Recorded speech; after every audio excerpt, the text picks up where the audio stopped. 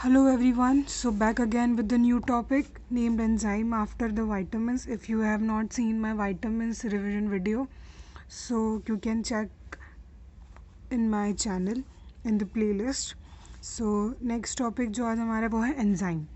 Enzyme basically क्या होता है? एंजाइम बेसिकली ऐसे केमिकल्स होते हैं, ये ऐसे बायोकेमिकल्स होते हैं, ये मॉलिक्यूल्स होते हैं जो किसी भी केमिकल रिएक्शन में हम उन्हें ऐड करवाते हैं, किसी भी केमिकल रिएक्शन में हम उन्हें ऐड कराते हैं, जिसकी वजह से केमिकल रिएक्शन जो 10 मिनट में परफॉर्म होने वाली थी वो 5 मिनट में परफॉर्म होती है. दैट मीन्स वो केमिकल रिएक्टिविटी को बढ़ा देती है, उसे हम एंजाइम कहते हैं. सो it is a bio catalyst that increase the rate of chemical reaction.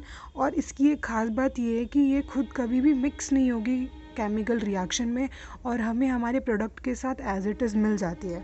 So it is a bio catalyst that increase the rate of chemical reaction without itself being changed in the overall process.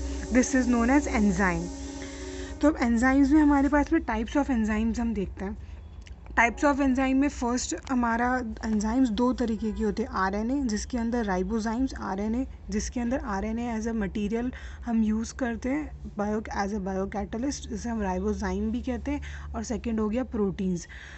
Mostly enzymes जो है वो proteins होते हैं, लेकिन ज़रूरी नहीं है कि सारे एंजाइम्स प्रोटीन्स हों, इसीलिए कुछ एंजाइम्स आरएनएस भी होते हैं.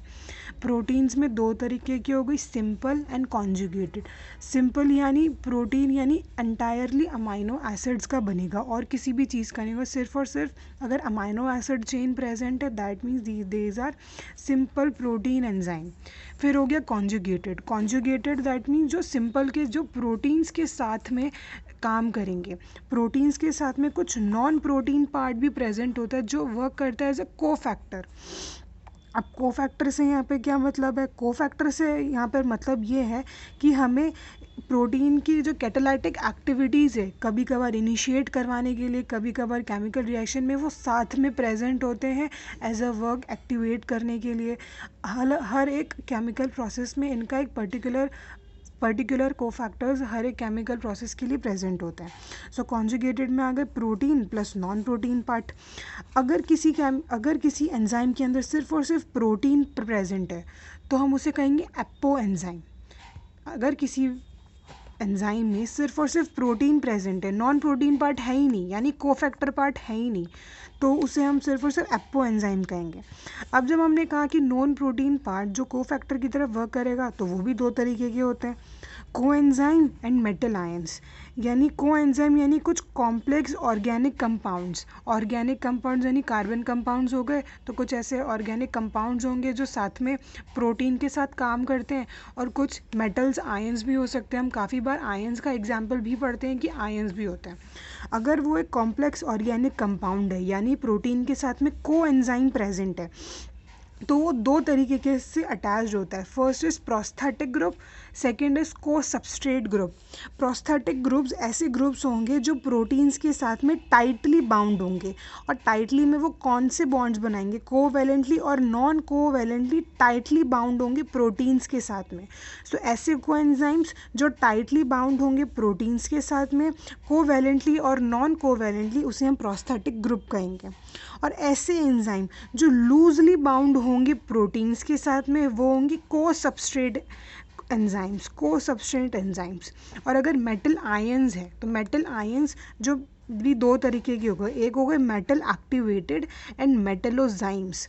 मेटल एक्टिवेटेड अगेन जो मेटल आयंस वीकली प्रेजेंट होंगे प्रोटीन के साथ में, तो वो तो हो गए मेटल एक्टिवेटेड. और जो टाइटली बाउंड करेंगे मेटल आयंस, वो गए मेटलोजाइम्स.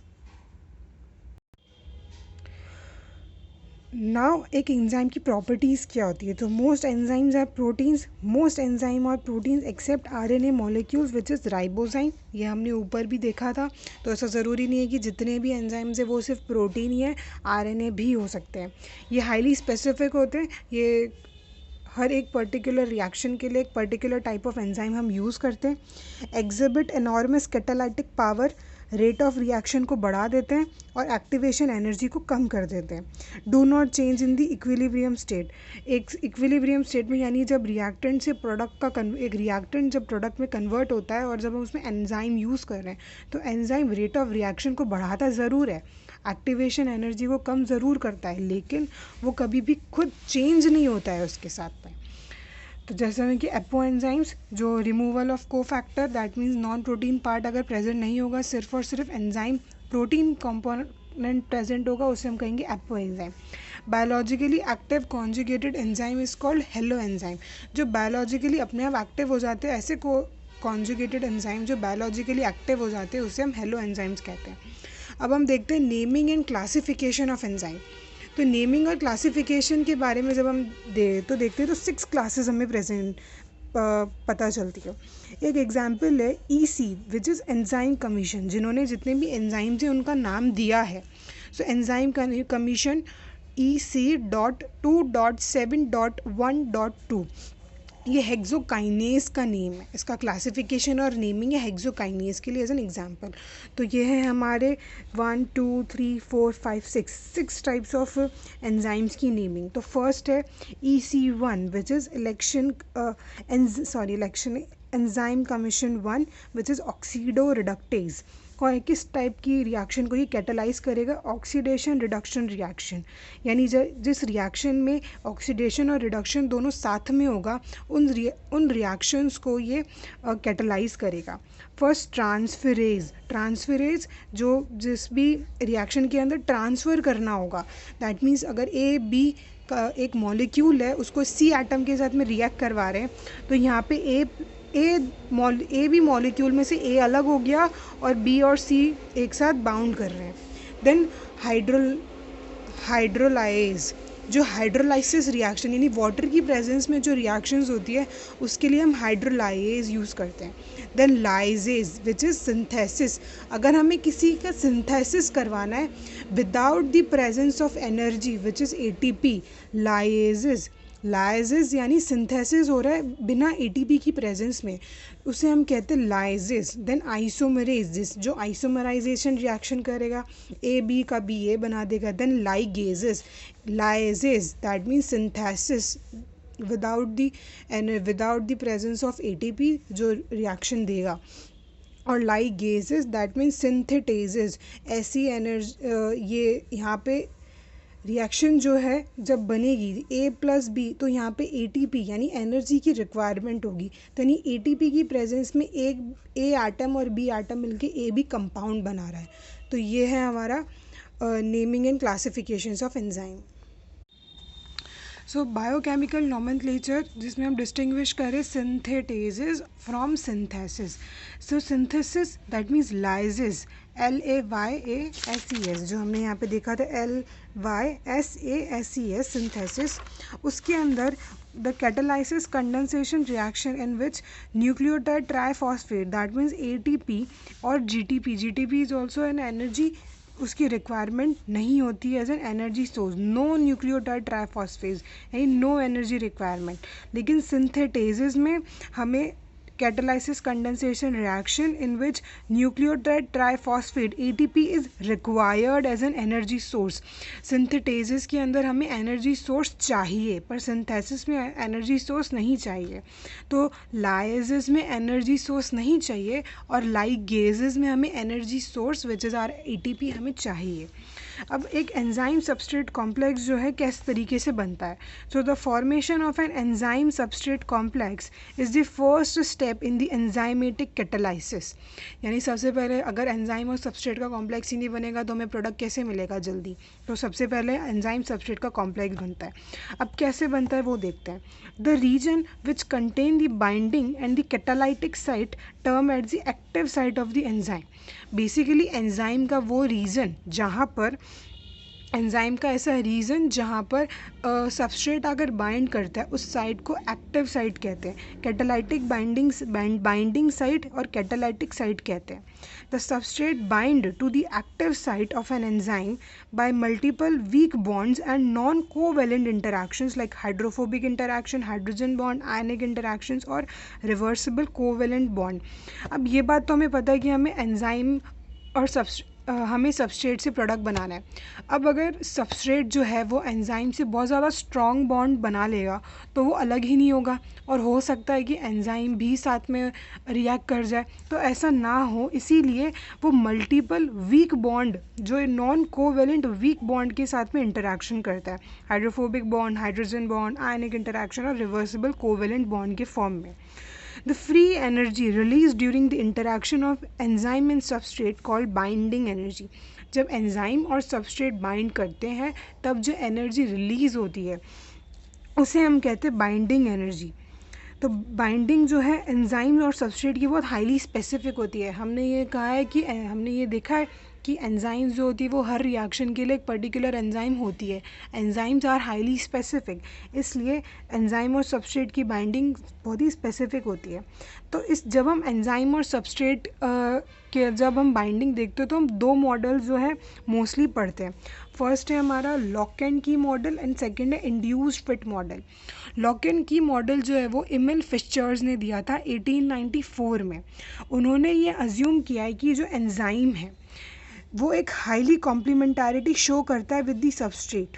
फॉर एग्जांपल कि ये जो सबस्ट्रेट है इसका हमने मान लिया कि ये पर्टिकुलर शेप है, तो जो एंजाइम है ना उसके ऊपर भी ये पर्टिकुलर शेप्स प्रेजेंट है, और जैसे ही जिसके ऊपर जाके सबस्ट्रेट बाइंड करेगा तो यहाँ पे फिर ये जिस शेप का है ये उसी शेप का है, तो ये यहाँ जाके बाइंड कर लेगा, ये यहाँ आके बाइंड कर लेगा, तो एंजाइम सबस्ट्रेट कॉम्प्लेक्स बन जाएगा। फिर जैसे ही कॉम्प्लेक्स बन के ये प्रोडक्ट में कन्वर्ट होगा, तो अभी ये दोनों अलग है, प्रोडक्ट में कन्वर्ट होगा जब ये दोनों साथ में आ जाएंगे और एंजाइम जो है वो अनचेंज हमारा एज इट इज़ जो फर्स्ट था हमें मिल जाएगा। सो यहाँ पे क्या अज्यूम किया कि that high degree of complementarity between shape of the substrate and the geometry of the binding site of the enzyme. Enzyme पूरा एंजाइम नहीं, सिर्फ जहाँ पर बाइंड करेगा एक्टिव साइट पे ये चीज़ पाई गई।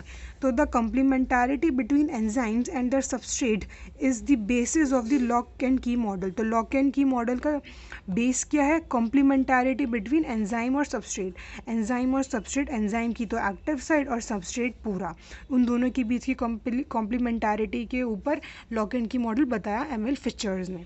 लेकिन हमारे पास में एक सेकंड है जो है इंड्यूस्ड फिट मॉडल, जो डैनियल खॉशलैंड ने बताया 1958 में। उसने क्या कहा कि एंजाइम बहुत रैंडम है, यानी एंजाइम की जो एक्टिव साइट है वो बहुत ही रैंडम है।